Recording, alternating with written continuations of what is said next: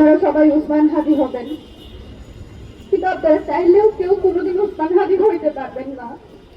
ওসমান হাদি শুধু একজনই হয়, আমার ভাইয়ের কোনো রিপ্লেসমেন্ট হয় না। আমি আমার ভাইয়ের কোনো রিপ্লেসমেন্ট চাইও না। আমার ভাইকে আমি শুধু ফেরত চাই এবং আমার ভাইকে আমি ফেরত আনবো। আল্লাহর কাছে শুধু এটুকু দোয়া করবেন, আল্লাহ যাতে আমাদেরকে উসমান হাদিকে যে স্বাধীনতা সার্বভৌমত্বের পক্ষে তিনি যেভাবে কথা বলতেন সেভাবে যাতে তাকে ফেরত দেয়। আর আপনাদের সবার উদ্দেশ্যে বলি, এখানে সকল রাজনৈতিক দল মত সবাই উপস্থিত আছেন।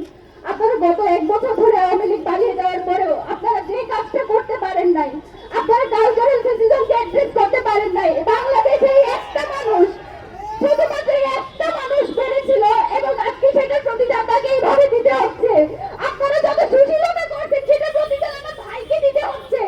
আপনারা যেভাবে মিডিয়াকে তথ্য সংগ্রহের মাধ্যমে বারবার যেভাবে নেগেটিভ উৎপাদন করছে, সেইটার যে আপনারা সম্পত্তি উৎপাদন করছেন সেইটার প্রতিদান আমার ভাইকে দিতে হচ্ছে। আমরা কিচ্ছু বলে যাচ্ছি না। আমরা জানি মিডিয়াতে কে কে উল্লাস করেছে। গত 2 দিন আমাদের চোখে শুধু অশ্রু দেখতেছেন, আমাদের বুকের ভিতর যে পারদ সেটা আপনারা এখনো দেখেন নাই।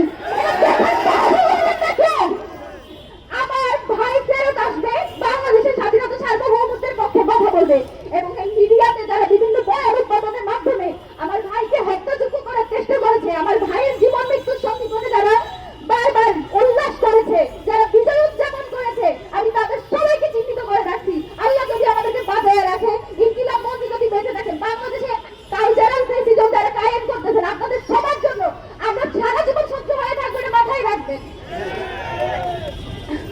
আমি আপনাদের কাছে এটাই দোয়া করবো, আপনারা যেখানে আছেন, আমরা আওয়ামী লীগের প্রশ্নে সবসময় সবাই এক থাকি। আমরা এটুকুই এক্সপেক্ট করি আপনারা ভোটের রাজনীতির জন্য প্লিজ আমাদের এই সব যে কয়টা মানুষ আছে, যে কয়টা মানুষ এখনো দেশের স্বাধীনতা সার্বভৌমত্বকে টিকায় রাখার জন্য যুদ্ধ করে যাচ্ছে, সেই কয়টা মানুষকে প্লিজ আপনারা বিসর্জন দিয়ে না নিজেদের এই ভোটের কারণে। বাংলাদেশের স্বার্থ আপনাদের এই ভোটের চেয়ে অনেক বেশি, আপনাদের নিজস্ব যে ব্যবসা বাণিজ্য সেসবের চেয়ে অনেক বেশি বাংলাদেশের স্বাধীনতা সার্বভৌমত্বের যে দাম সেটা প্লিজ আপনারা বিসর্জন দিবেন না, সেটা বিক্রি করে দিবেন না।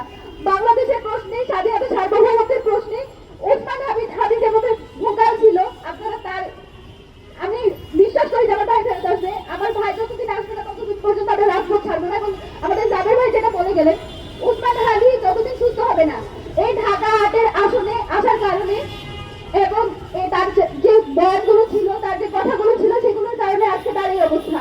এবং আমি জাবের ভাই, আমাদের ইনকিলাব মঞ্চের যত মেম্বার আছে, আমরা আপনাদের সাথে নিয়ে সংগ্রাম জারি রাখবো এবং উসমান হাদিকে ইনশাআল্লাহ আমরা সংসদে পাঠাবো। আপনাদের সবার দোয়া চাই, আপনারা সবাই আমার ভাইয়ের জন্য দোয়া করবেন। আল্লাহ যাতে তাকে সুস্থ অবস্থায় ঠিক আগের মতো যেভাবে বর্ষকণ দেশে স্লোগান দিত, যেভাবে বলিষ্ঠ কণ্ঠে সে বক্তৃতা দিত, সেভাবে যাতে আমরা তাকে ফেরত পাই।